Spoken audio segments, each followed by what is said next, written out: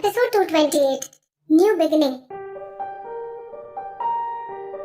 हालांकि विधि का सर हल्का फुल्का ही था, लेकिन आरव को अपना कंधा अचानक भारी लगने लगा था, जिससे उसका पूरा शरीर अकड़ गया था।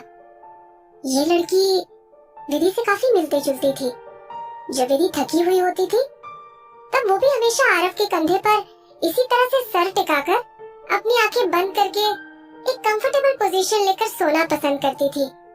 उसके कंधे पर जो भार था वो एक पंख की तरह हल्का फुल्का था, लेकिन आरव को ऐसा लग रहा था जैसे उसका वजन 1 टन का हो गया हो।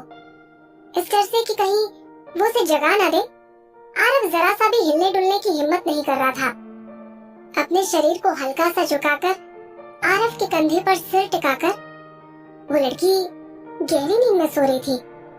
उसकी पलकों के नीचे उसकी आंखों की पुतलियां धीरे धीरे इधर उधर घूमती हुई दिखाई दे रही थी, जैसे वो कोई सपना देख रही हो। आरव की कार सड़क पर तेजी से दौड़ रही थी।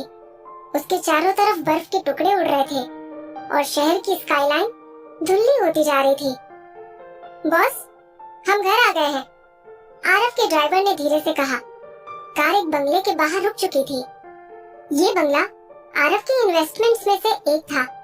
बंगले के चारों तरफ बड़े बड़े पेड़ लगे हुए थे। बंगले का बगीचा एकदम आलीशान था और वो हर मौसम से हरा भरा रहता था।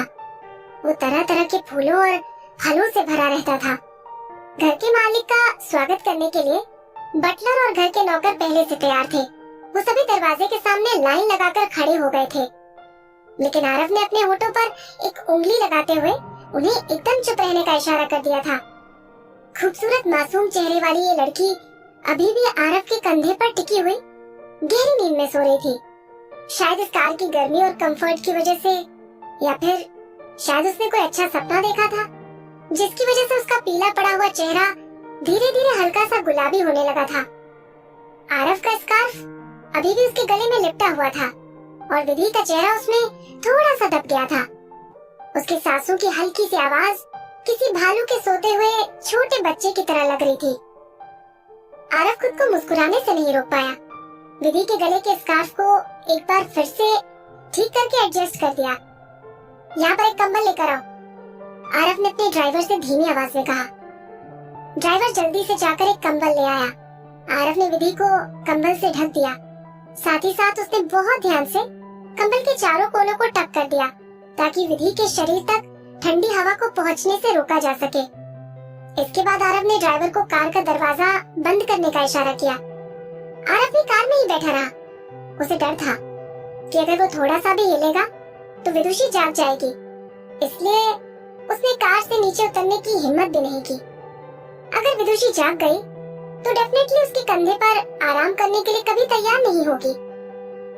आरव को लग रहा था कि अगर विदुषी जाग गई तो विधि के जिंदा होने के इस इमेजिनेशन को एक्सपीरियंस करने की उसकी ये छोटी सी इच्छा बर्बाद हो जाएगी और वो अपनी और विधि की यादों को सजोने के लिए इस सीन का इस्तेमाल नहीं कर पाएगा।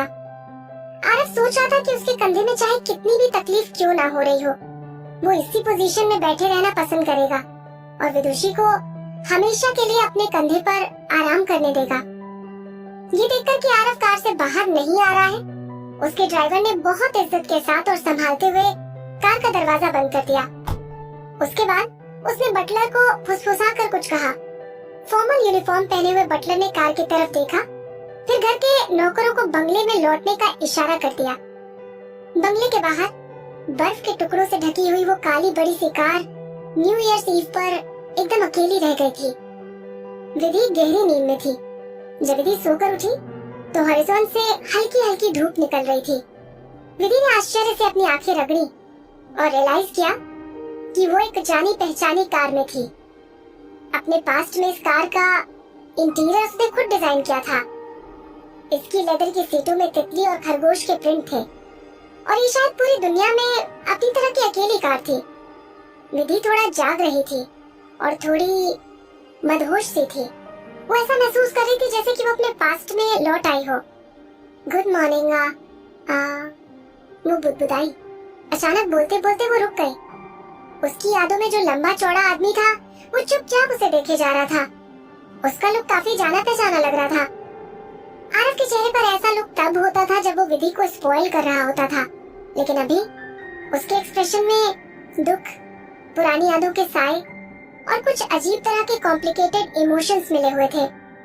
विधि अचानक चिंता में पड़ गई और वो जो कुछ कहने वाली थी उसे चुपचाप निकल गई। आखिर में उसे याद आ गया कि उसकी रियलिटी अब क्या थी और उसकी करंट आइडेंटिटी क्या थी। ये बहुत रिस्की था। उसने अपने आप को करीब करीब खतरे में ही डाल दिया था। विधि ने एक रिजिड सी स्माइल देते हुए कहा, good morning mister Kapoor. Vidhi ने जल्दी से अपने शरीर को आरव से दूर खींच लिया और कार के दूसरे दरवाजे के अगेंस्ट झुक गई। आरव ने विधि के इस गार्डेड बिहेवियर को एक कॉम्प्लिकेटेड एक्सप्रेशन के साथ देखा और अपने कंधे को सहलाने लगा। विदुषी ने पूरी रात उसके कंधे को एक तकिए की तरह इस्तेमाल किया था, जिससे उसकी बाह पर ब्लड फ्लो रुक सा गया था और उसका हाथ सुन्न पड़ गया था। लेकिन जब उसने अपने हाथ से अपने कंधे को सहलाया तो वो जल्दी से ठीक भी हो गया था। पहले वो थोड़ी देर रुका और उसने अपना हाथ उठा लिया। उसके हाथ पर लार गिरने का एक लंबा निशान भी था। जब विदुषी विधि की तरह उसके कंधे पर सोई थी तब उसे भी विधि की तरह लार टपकाने की प्रॉब्लम होती थी। जब विधि ने आरव के हाथ पर लार के उस निशान को देखा तो वो एकदम झेप गई। उसने हिचकिचाते हुए कहा, मैं ये आई स्वेयर ये मैंने जानबूझकर नहीं किया है, मैं कसम खाकर कहती हूँ। उसे डर था कि आरव उससे इस बात का बदला लेना चाहेगा। वैसे भी ये आदमी अपने कपड़ों को लेकर बहुत पर्टिकुलर था। पास्ट में जब उसकी लार आरव पर गिरी थी तो ये उसे बिल्कुल अच्छा नहीं लगा था। जब भी विधि से ऐसा हो जाता था तब हर बार आरव नाराज होकर उसकी लार को पोंछने के लिए एक टिश्यू निकाल लेता था, जिससे उसका दिल टूट जाता था। लेकिन इस बार आरव नाराज नहीं लग रहा था। आरव ने बहाना किया जैसे कि कुछ भी नहीं हुआ है और पूछा, क्या कल रात तुम अच्छी तरह से सो पाई थी क्या? अब जब आरव ने इसका जिक्र कर ही दिया है तो विधि ने रियलाइज किया कि वो पूरी रात आरव के कंधे पर आराम से सोती रही। अंदर ही अंदर उसने खुद को केयरफुल ना रहने के लिए बहुत डांट लगाई और कोसा भी। वो आरव के कंधे पर कैसे सो सकती थी? विधि ने अपने सबसे सिंसियर लुक के साथ अपने हाथ जोड़कर आरव से माफी मांगी। प्लीज मिस्टर कपूर, मेरे इस बिहेवियर के लिए मुझे माफ कर दीजिए। पिछले 2 दिनों में इतना कुछ हो गया था कि मैं काफी थका हुआ फील कर रही थी। I am very sorry. मुझे पता ही नहीं चला कि मैं कैसे। I sincerely apologise. जिस तरह से विधि ने आरव से बहुत पोलाइट होकर माफी मांगी थी, उसने आरव को एक बार फिर से झकझोर कर रख दिया। ये देखकर वो दुखी होने लगा था। विधि और भी ज्यादा परेशान हो गई। वेल, तो फिर मैं अब चलती हूँ, वैसे भी सुबह हो चुकी है। आरव ने अपना मुंह फुला लिया और नाराज होते हुए बोला, तुमको यहाँ से जाने की इजाजत नहीं है। हाँ? विधि बुरी तरह से चौंक गई। आरव ने अपना हाथ उठाया और अपने स्कार्फ से अपने हाथ पर गिरी लार को पोंछ दिया। विधि जिस तरह से एक्ट कर रही थी, आरव सचमुच में उसे देखना बर्दाश्त नहीं कर पा रहा था। मैंने पहले कह दिया था कि मैं तुम्हारी चोटों का इलाज करवाने वाला हूँ, और वैसे भी तुमने तो पूरी रात कुछ नहीं खाया है। तभी उसे याद आया कि कल से उसने क्या क्या किया था। उसने अपनी गर्दन की चोटों को हल्के से छुआ और रियलाइज किया कि अभी भी थोड़ा सूजा हुआ था। फैंटम ने उसे बहुत जोर से मारा था, इसलिए उसने भी महसूस किया कि उसका गला थोड़ा अनकंफर्टेबल फील कर रहा था। उसे लग रहा था जैसे कि फैंटम की मार ने उसकी सांस लेने वाली नली को हर्ट कर दिया है, क्योंकि जब भी वो सांस लेती है तो उसे एक बर्निंग पेन महसूस होता है। बस उसी पल में उसे भारतीय फैमिली के आइलैंड पर अपने साथ होने वाले हादसे और बुरी यादों ने घेर लिया। वो फिर से उदास हो गई थी। आज तो नया साल है, आरव ने अचानक कहा। विधि ने अपना सर उठाकर उसे देखा। तो फिर ये एक नई शुरुआत करने का समय है। उसने उसकी गर्दन पर सूजे हुए घाव को देखा और उसके चेहरे पर दर्द भरा एक्सप्रेशन आ गया। विदुषी, क्या तुम टाइम्स म्यूजिक से जुड़ना चाहती हो? टाइम्स म्यूजिक कितना भी बुरा क्यों ना हो, कम से कम हम अपने सिंगर्स का इस तरह से फायदा नहीं उठाते हैं। इस तरह से अपने सिंगर्स का फायदा नहीं उठाते हैं? विधि चौंक गई और अचानक उसे लगा जैसे कि उसका मजाक बनाया जा रहा है। क्या पिछली जिंदगी में उसका हर तरीके से फायदा नहीं उठाया गया था? भाटिया फैमिली में उसने जो कुछ भी एक्सपीरियंस किया था, उसके मुकाबले उसकी पिछली जिंदगी में उसकी हालत कई गुना ज्यादा बुरी और शैटरिंग थी। ये वाकई में उसके लिए किसी जीते जागते नर्क से कम नहीं था। भले ही अब वो एक अलग जिंदगी में आ गई थी, लेकिन फिर भी उसके दिल पर वो निशान थे जिसे कभी भी नहीं मिटाया जा सकता था। Thank you for your kindness mister Kapoor, Vidhi ने बहुत पोलाइटली और फॉर्मली कहा। लेकिन मुझे अफसोस है कि मुझे आपका ऑफर डिक्लाइन करना होगा।